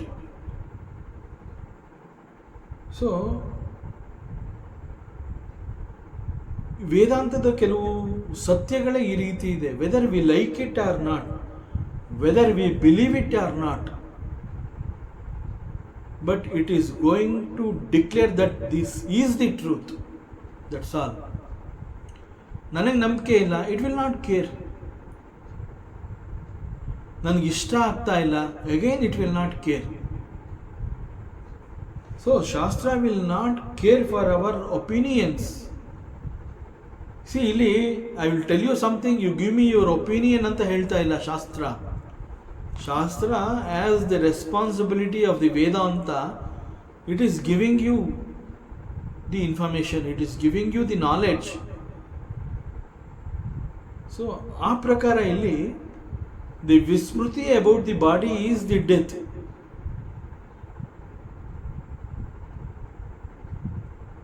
ಸೊ ಒಂದು ಮರಣದ ನಂತರದಲ್ಲಿ ಏನಾಗುತ್ತೆ, ಯಾವಾಗಲೂ ಮರಣ ಮತ್ತು ಜನನ ಅನ್ನುವಂತಹದ್ದು is a cycle. ಮರಣದ ನಂತರದಲ್ಲಿ ಜನನ, ಜನನದ ನಂತರದಲ್ಲಿ ಮರಣ. ಹುಟ್ಟಿದೀನಿ ಅಂತಂದರೆ ಸಾವು ಅನ್ನುವಂತಹದ್ದು ನಿಶ್ಚಿತ, ಸಾವು ಆಗಿದೆ ಅಂತಂದರೆ ಮತ್ತೆ ಹುಟ್ಟುವಂತಹದ್ದು ಕೂಡ ನಿಶ್ಚಿತ. ಅದಕ್ಕೆ you have to break this cycle. If you want to attain the moksha, you break this chain, you break this cycle of birth and death. ಇಲ್ಲ ಅಂತಂದ್ರೆ ಇದು ನಿರಂತರವಾಗಿ ನಡೀತಾನೆ ಇರುತ್ತಿದ್ದು, ಹುಟ್ಟು ಸಾವು ಅನ್ನುವಂತಹದ್ದು ನಿರಂತರ. ಸೊ ಇಲ್ಲಿ ಒಂದು ಮರಣ ಅನ್ನುವಂತಹದ್ದಾಗಿದೆ. ಮರುಜನ್ಮದಲ್ಲಿ ಹೇಗೆ ಜನ್ಮ ಅಂತ ಆಗಿದೆ ಅಂತಂದಾಗ ಆ ಜನ್ಮಕ್ಕೆ ಒಂದು ಶರೀರ ಕೂಡ ಸಿಕ್ಕಿರುತ್ತೆ. So we attach to the new body. ಅದು ಯಾವುದೇ ರೀತಿಯ ದೇಹ ಆಗಿರಬಹುದು. ನಮಗೆ ಇಂತಹದೇ ಜನ್ಮ ಸಿಗತ್ತೆ ಅಂತ ಗ್ಯಾರಂಟಿ ಇಲ್ಲ. ಮರಣದ ನಂತರದಲ್ಲಿ ಜನ್ಮ ಈಸ್ ಗ್ಯಾರಂಟಿ, ಬಟ್ ಇಂತಹದೇ ಜನ್ಮ is not the guarantee. There is no assurance, because it depends what type of janma will be my next ಅನ್ನೋಂತಹದ್ದು. There are so many calculations and there are so many factors. So ಅದೆಲ್ಲ ಸೇರಿ decide ಮಾಡಿ ನನಗೆ ನನ್ನ ಮುಂದಿನ ಜನ್ಮ ಯಾವುದು ಅನ್ನೋವಂತಹದ್ದನ್ನು ನಿರ್ಧಾರ ಮಾಡುತ್ತೆ. ನನ್ನ ಕರ್ಮಗಳು ನಿರ್ಧಾರ ಮಾಡುವಂತಹದ್ದು, ಅದು ನಾನು ನಿರ್ಧಾರ ಮಾಡುವಂತಹದ್ದಲ್ಲ. ಸೊ ಮರಣದ ನಂತರದಲ್ಲಿ ಒಂದು ಜನ್ಮ ಅನ್ನುವಂತಹದ್ದು ಗ್ಯಾರಂಟಿ, ಬಟ್ ಒಂದು ಜನ್ಮ ನನಗೆ ಸಿಕ್ಕಿದೆ ಅಂತಂದಾಗ ಅದು ಯಾವ ರೀತಿಯ ಬೇಕಾದ್ರೂ ಜನ್ಮ ಆಗಿರ್ಬೋದು, ಪ್ರಾಣಿ ಆಗಿರಬಹುದು, ಪಕ್ಷಿ ಆಗಿರ್ಬೋದು, ಅಥವಾ ಮನುಷ್ಯನೇ ಆಗಿರಬಹುದು, ಏನು ಬೇಕಾದ್ರೂ ಆಗಿರಬಹುದು. ಒಂದು ಸರಿ ಮರು ಜನ್ಮ ಅಂತ ಹೇಳಿ ಮತ್ತೊಂದು ಜನ್ಮ ಸಿಕ್ಕಿದೆ ಅಂತಂದಾಗ ಆ ಜನ್ಮದಲ್ಲಿ along with the janma a body is given to us. We will be attach to the new body. ಬರೀ ಜನ್ಮ ಸಿಕ್ಕಿದೆ, there is no sharira, is not possible, is not possible. ಒಂದು ಜನ್ಮ ಆಗಿದೆ ಅಂತಂದ್ರೆ ಜನ್ಮಕ್ಕೆ ಒಂದು ಶರೀರ.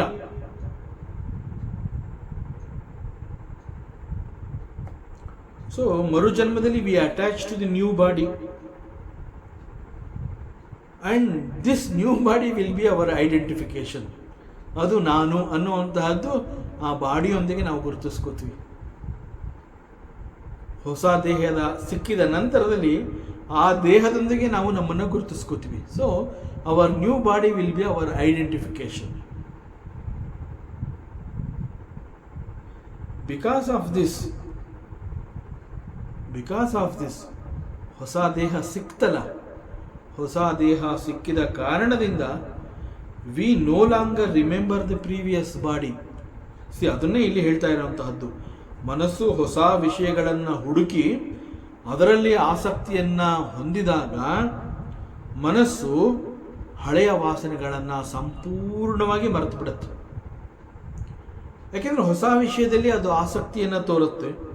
ಆದ್ದರಿಂದ ಅದು ಹಳೆಯದನ್ನೆಲ್ಲ ಮರೀತಾ ಬರುತ್ತೆ. Exactly this happens to the ಮನುಷ್ಯನಿಗೆ ತನ್ನ ಹೊಸ ಜನ್ಮದಲ್ಲಿ ಸಿಕ್ಕಂತಹ ಹೊಸ ಶರೀರದೊಂದಿಗೆ ತಾನು ತನ್ನನ್ನು ಗುರುತಿಸ್ಕೊಂಡ, ಹೊಸ ಶರೀರದೊಂದಿಗೆ ತನ್ನನ್ನು ತಾನು ಗುರುತಿಸಿಕೊಂಡ ಕಾರಣ ಕ್ರಮೇಣ ಅವನಿಗೆ ತನ್ನ ಹಳೆಯ ಶರೀರದ ಬಗ್ಗೆ ಸಂಪೂರ್ಣವಾಗಿ ವಿಸ್ಮೃತಿ ಉಂಟಾಗುತ್ತೆ, ಮರೀತಾ ಬರ್ತಾನೆ.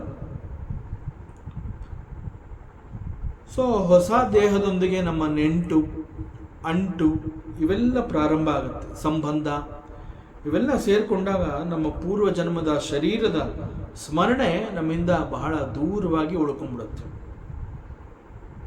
So this complete forgetfulness of the jiva about the previous body and ದೇಹ ಅನ್ನುವಂತಹದ್ದು ಸಿಕ್ಕಿರೋದು ಈಸ್ ಎ ಪ್ರಾರಬ್ಧ ರೂಪ. And now, because of the identification of the new body, that prarabdha is completely unmanifested. ಅಂತಂದರೆ ನನಗೆ ಹಿಂದಿನ ಜನ್ಮದಲ್ಲಿ ಇದ್ದಂತಹ ಆ ಶರೀರ ಈಸ್ ಆಲ್ಸೋ ಪ್ರಾರಬ್ಧ. ಈ ಜನ್ಮದಲ್ಲಿ ಸಿಕ್ಕಿರುವಂತಹ ಶರೀರ ಇದು ಕೂಡ ಪ್ರಾರಬ್ಧ. ಬಟ್ ಹೊಸ ಶರೀರದೊಂದಿಗೆ ನಾನು ಆಸಕ್ತಿಯನ್ನು ಬೆಳೆಸಿಕೊಂಡ ಕಾರಣದಿಂದ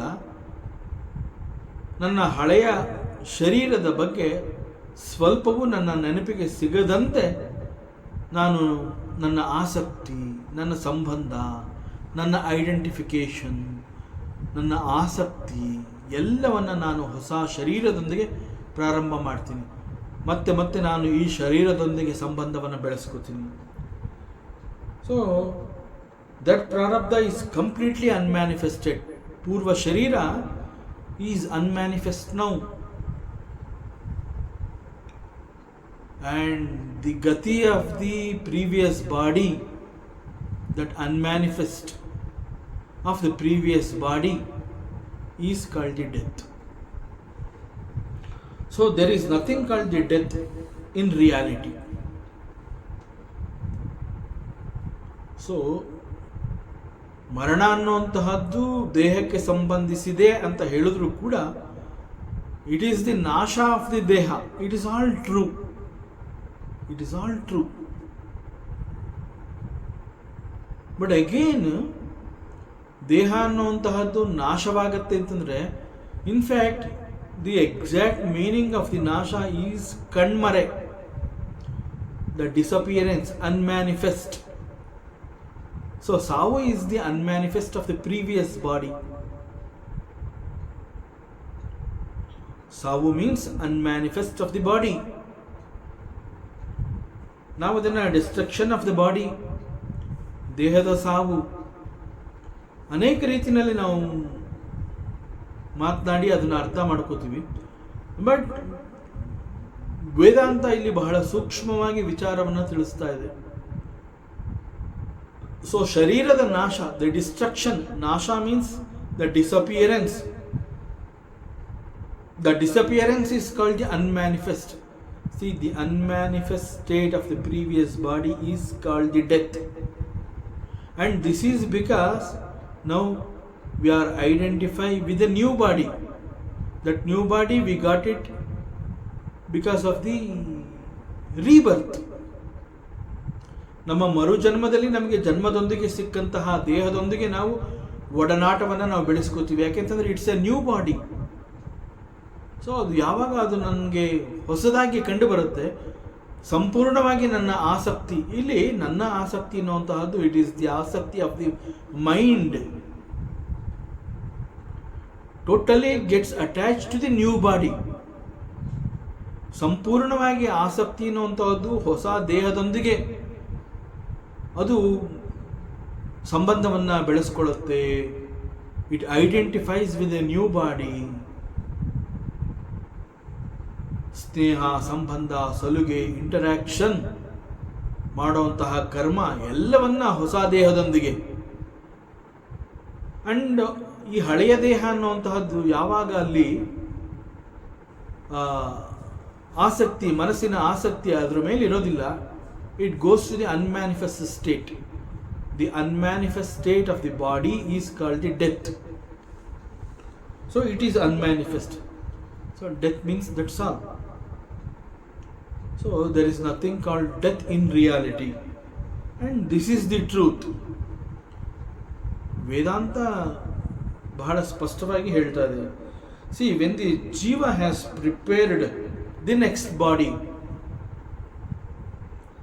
see again, it is the jiva who prepares the next body. ನನಗೆ ಮತ್ತೊಂದು ಜನ್ಮ, ಮತ್ತೊಂದು ಶರೀರ ಬೇಕು, ಈ ಶರೀರ ಬೇಡ ಅಂತ ಡಿಸೈಡ್ ಮಾಡೋವಂತಹದ್ದು ಕೂಡ ಜೀವ. ನಾವು ಅದಕ್ಕೆ ಏನೇನೋ ಅರ್ಥಗಳನ್ನು ಕಲ್ಪಿಸ್ಕೋತೀವಿ. ಆಯಸ್ಸು ಇಷ್ಟು ಮಾತ್ರ ಇತ್ತು, ಇದು ವಿಧಿ, ದೇಹಕ್ಕೆ ರೋಗ ಬಂತು, ಸೋ ಮೆನಿ ಥಿಂಗ್ಸ್. ಬಟ್ ಹೊಸ ದೇಹದ ಬಗ್ಗೆ ಆಸಕ್ತಿ ಮತ್ತು ಪ್ರಿಪರೇಷನ್ ಜೀವನದಿಂದ ಸ್ಟಾರ್ಟ್ ಆಗಿ ಹೋಗಿರುತ್ತೆ. ದ ಪ್ರೋಸೆಸ್ ಅದು ಸ್ಟಾರ್ಟ್ ಆಗಿರುತ್ತೆ. ಸೊ ಜೀವ has prepared the new body and the previous body unmanifests, and it's all done through mentally. Preparation of the new body and the unmanifestation of the previous body, it's all done through mentally, through identification and disidentification. See, ಎಲ್ಲಿಯವರೆಗೆ ಈ ಪ್ರಾರಬ್ಧ is functioning. ಈಗ ಒಂದು ದೇಹ ಸಿಕ್ಕಿದೆ, that ದೇಹ is called the ಪ್ರಾರಬ್ಧ. ಈ ಪ್ರಾರಬ್ಧ ಅನ್ನುವಂತಹದ್ದು ಎಲ್ಲಿಯವರೆಗೆ ಇದು it works, it is working, it is functioning, ಅಲ್ಲಿವರೆಗೆ ಜೀವ is there with that body.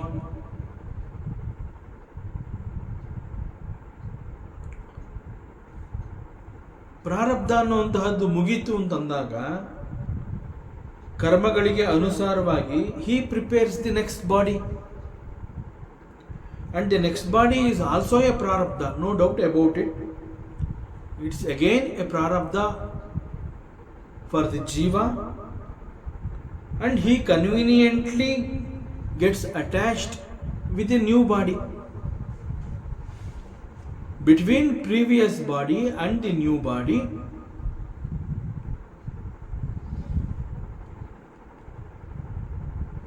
the previous body unmanifests. This process is called the death. So, death is a choice of the jiva. Death is a choice of the jiva, because he chooses the next body. So, ಹೊಸ ಶರೀರ manifest ಆಗಬೇಕು ಅನ್ನುವಂತಹದ್ದು that has to happen ಅಂತಂದಾಗ ಈ ಹಳೆಯ ಶರೀರ ಅನ್ನುವಂತಹದ್ದು it has to die, it has to unmanifest.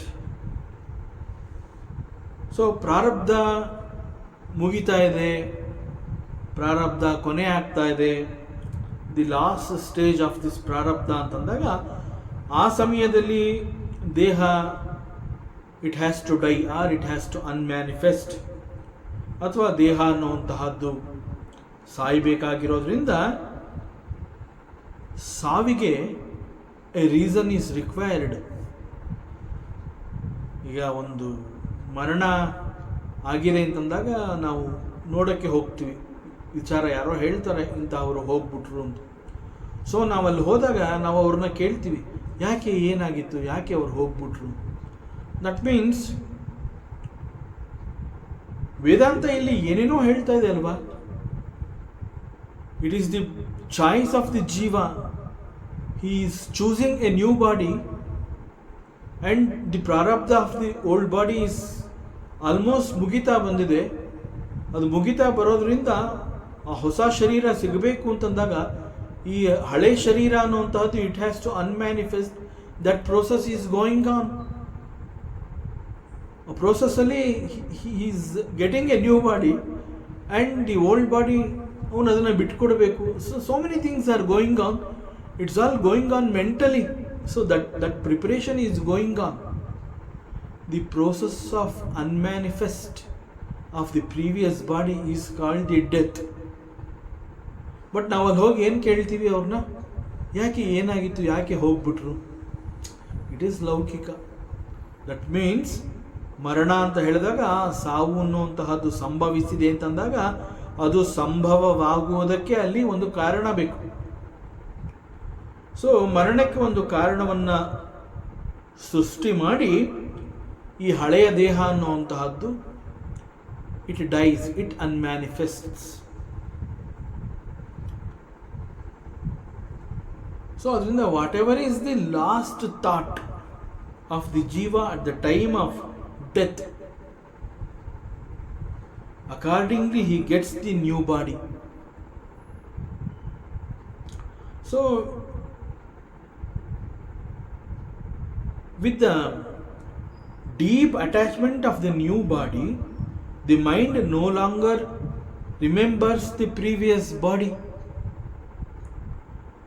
ದೇಹ ಅನ್ಮ್ಯಾನಿಫೆಸ್ಟ್ ಆಯಿತು ನಿಜ, ದರ್ ಈಸ್ ನೋ ದೇಹ, but mind is still there. ಹಳೆಯ ಶರೀರ, ಹಳೆಯ ದೇಹ ಅನ್ನುವಂತಹದ್ದು ಬಿಕಾಸ್ ಆಫ್ ದಿ ಕಾರಣ, ದಟ್ ಈಸ್ ಸಾವು, ಅದು ನಾಶ ಆಯಿತು. It unmanifest, that is true. But ಹಳೆಯ ದೇಹ ಇತ್ತು, ಅದು ನಾಶ ಆಯಿತು, it was witnessed. So the mind is there. ಹೊಸ ಶರೀರ ಬಂದಾಯಿತು, ಮತ್ತೊಂದು ರೀಬರ್ತ್ ಅನ್ನುವಂತಹದ್ದು ಸಿಕ್ಕಾಯಿತು. ಸೊ ರೀಬರ್ತ್ ಅನ್ನುವಂತಹದ್ದು ಸಿಕ್ಕಿದೆ, ಬಟ್ ದ ಮೈಂಡ್, ದ ಸೂಕ್ಷ್ಮ ಶರೀರ ಈಸ್ ದಿ ಸೇಮ್. ಸೂಕ್ಷ್ಮ ಶರೀರ ಈಸ್ ದಿ ಸೇಮ್, ಬಟ್ ಸ್ಥೂಲ ಶರೀರ is new. And this mind with a deep attachment towards that new body, ಸಂಪೂರ್ಣವಾಗಿ ಅದು ಹಳೆಯ ದೇಹ ಅದನ್ನು ಮರೆತು ಬಿಟ್ಟಿರುತ್ತೆ. It no longer remembers the previous body. It is only because of the deep attachment towards the new body.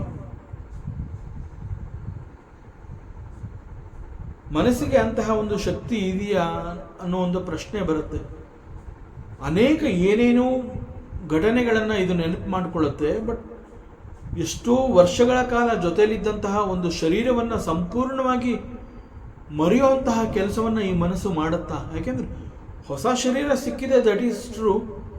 ಆದರೆ ಎಷ್ಟು ವರ್ಷಗಳ ಕಾಲ ಹಳೆಯ ಶರೀರ ಜೊತೆಯಲ್ಲಿ ಇದ್ದಂತಹ ಶರೀರವನ್ನು ಅಷ್ಟು ಸುಲಭವಾಗಿ ಇದು ಮರೆತು ಬಿಡ್ತಾ ಅನ್ನುವಂತಹ ಒಂದು ಪ್ರಶ್ನೆ ಬರುತ್ತೆ. It is true. ಉದಾಹರಣೆಗೆ, ನಾವೇ ಒಂದು ವೇಳೆ ಯಾವುದೋ ಒಂದು ವಿಚಾರವನ್ನು ಕುರಿತು ಬಹಳ ದೀರ್ಘವಾಗಿ ಚಿಂತನೆಯನ್ನು ಮಾಡ್ತಾ ಇರ್ತೀವಿ. ಸೊ ನಾವು ಆ ಒಂದು ಯೋಚನೆಯಲ್ಲಿ ಮುಳುಗಿರ್ತೀವಿ. ಆಗ ನಾವು ಎಲ್ಲಿದ್ದೀವಿ, ಏನು ಮಾಡ್ತಾ ಇದ್ದೀವಿ, ಯಾವುದೂ ಕೂಡ ನಮ್ಮ ನೆನಪಿನಲ್ಲಿ ಇರೋದಿಲ್ಲ. ಆ ಯೋಚನೆಯ ಹಿಂದೆ ನಾವು ಹೇಗೆ ಹೋಗಿರ್ತೀವಿ ಅಂತಂದರೆ, ನಮಗೆ ಊಟ ಬೇಡ, ತಿಂಡಿ ಬೇಡ, ಅಕ್ಕಪಕ್ಕದಲ್ಲಿರೋರ ಜೊತೆ ಮಾತುಕತೆ ಬೇಡ, ನಾವು ಎಲ್ಲವನ್ನ ಸಂಪೂರ್ಣವಾಗಿ ನಾವು ಮರೆತಿರ್ತೀವಿ. It is possible. ಯಾಕೆ ಅಂತಂದರೆ ಹೊಸ ಯೋಚನೆಯೊಂದಿಗೆ ನಾವು ನಮ್ಮನ್ನು ಗುರುತಿಸ್ಕೊಂಡಿರ್ತೀವಿ. ನಂದು ಊಟ ಆಗಿದೆಯಾ, ತಿಂಡಿ ಆಗಿದೆಯಾ, ನನ್ನ ಅಕ್ಕಪಕ್ಕದಲ್ಲಿ ಯಾರಿದ್ದಾರೆ, ಅವ್ರ ಜೊತೆ ನಾನು ಮಾತನಾಡ್ತಾ ಇದ್ದೀನಾ, ನಾನು ಎಲ್ಲಿದ್ದೀನಿ, ಎಲ್ಲವನ್ನ ಸಂಪೂರ್ಣವಾಗಿ ನಾನು ಮರೆತು ಯಾವ ಒಂದು ಯೋಚನೆಯನ್ನು ನಾನು ಹಿಡಿದಿರ್ತೀನಿ, ಆ ಯೋಚನೆಯ ಜೊತೆಯಲ್ಲಿ ನಾನು ತಲ್ಲೀನನಾಗಿರ್ತೀನಿ, ಆ ಎಲ್ಲವನ್ನು ನಾನು ಮರೆತಿರ್ತೀನಿ. So it is possible. So ನಮ್ಮ ಮುಂದಿನ ಕೆಲಸವನ್ನು ನಾವು ನಿರ್ಧಾರ ಮಾಡಿರ್ತೀವಿ ಆ ಯೋಚನೆಯ ಮೂಲಕ. But because of thinking of something else, ಮಾಡಬೇಕಾಗಿರುವಂತಹ ಕೆಲಸವನ್ನು ಕೂಡ ನಾವು ಮರೆತು ಆ ಯೋಚನೆಯಲ್ಲಿ ನಾವು ಮುಳುಗಿರ್ತೀವಿ.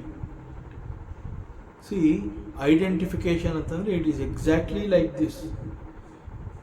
The identification and attachment with the new body, ಅದು ನಮ್ಮ ಪೂರ್ವಜನ್ಮದ ಪೂರ್ವಜನ್ಮದ ಶರೀರವನ್ನು ಸಂಪೂರ್ಣವಾಗಿ ಮರೆಯುವಂತೆ ಮಾಡಿರುತ್ತೆ. ದಟ್ ಈಸ್ ದಿ ಶಕ್ತಿ ಆಫ್ ದಿ ಮೈಂಡ್.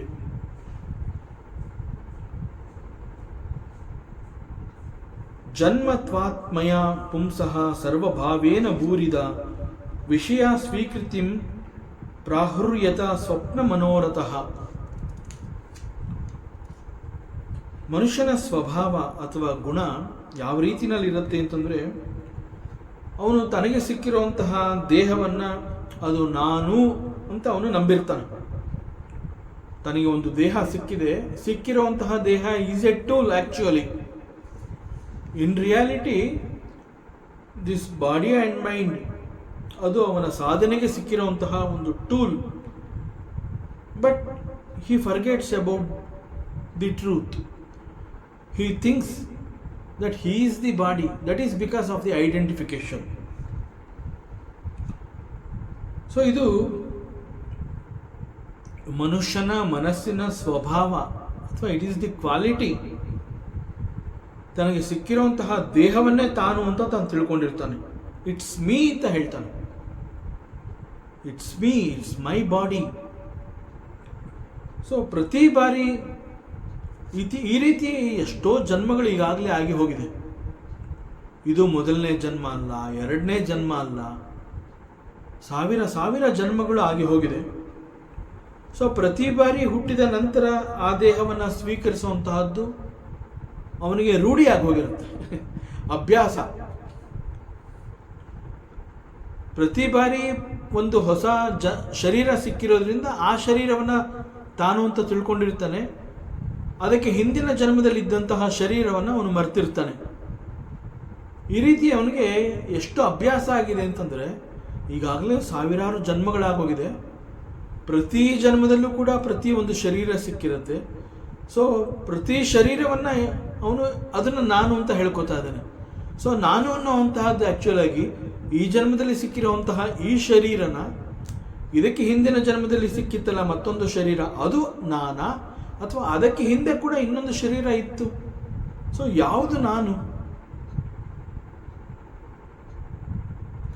ಸೊ ಹೊಸ ಶರೀರದೊಂದಿಗೆ ತನ್ನನ್ನು ಗುರುತಿಸ್ಕೊಳ್ಳುವಂತಹದ್ದು ಅವನಿಗೆ ಬಹಳ ಸುಲಭ. ಯಾಕೆ ಅಂತಂದರೆ ಇಟ್ ಈಸ್ ಅಭ್ಯಾಸ ಆಗಿ ಹೋಗಿದೆ. So he says it is my body, it is my life.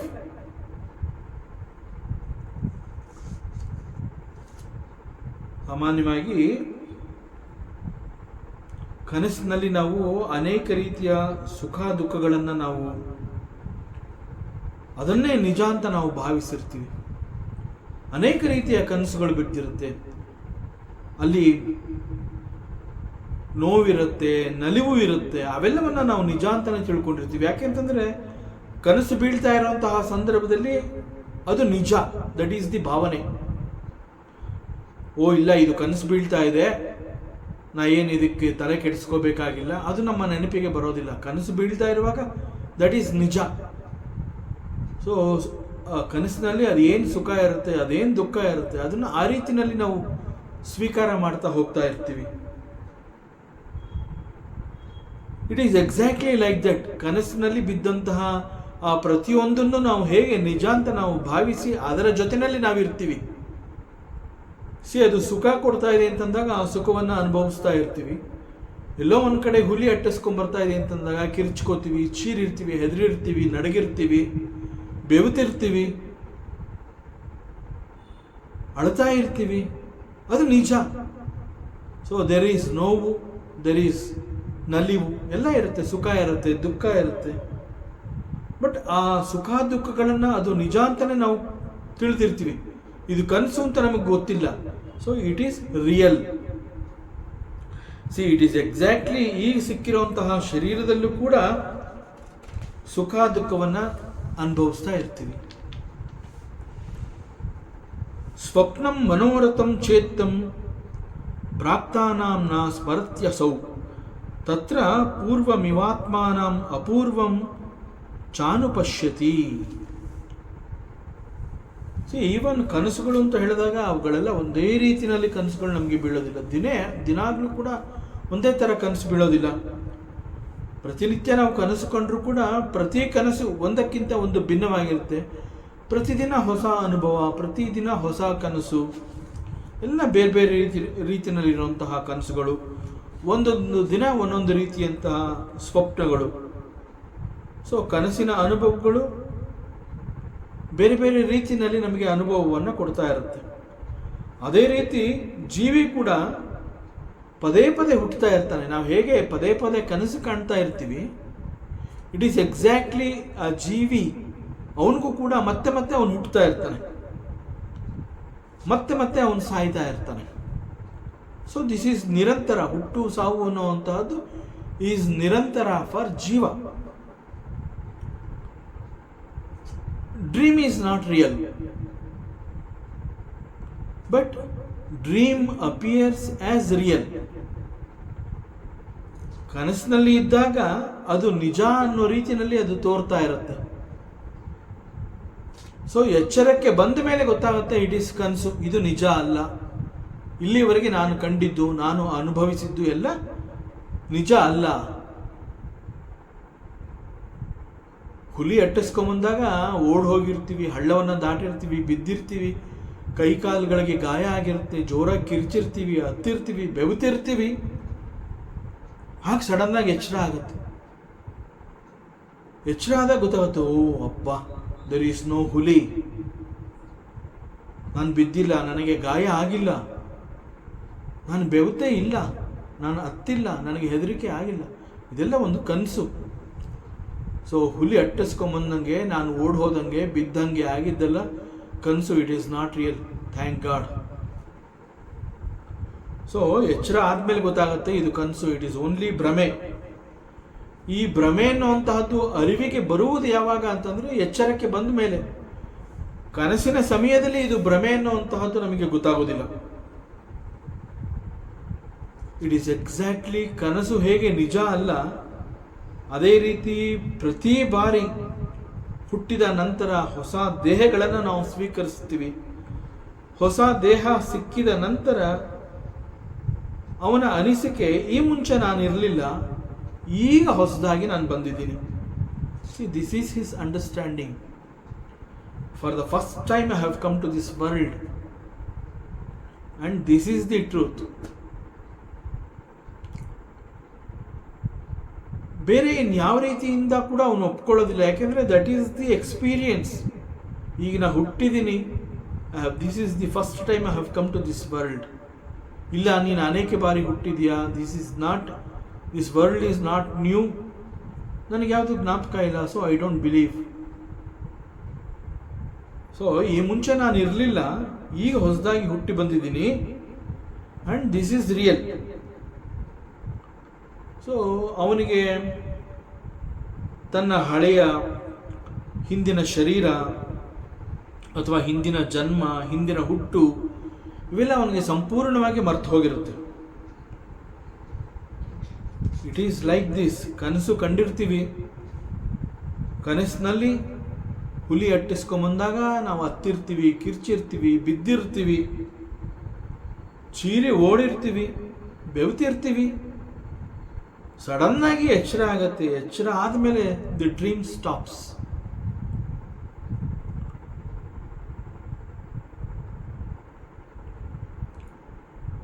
ಎಷ್ಟೋ ಸಂದರ್ಭದಲ್ಲಿ ಮತ್ತೆ ನಿದ್ದೆ ಕೂಡ ಕಂಟಿನ್ಯೂ ಮಾಡಿಬಿಡ್ತೀವಿ ನಾವು.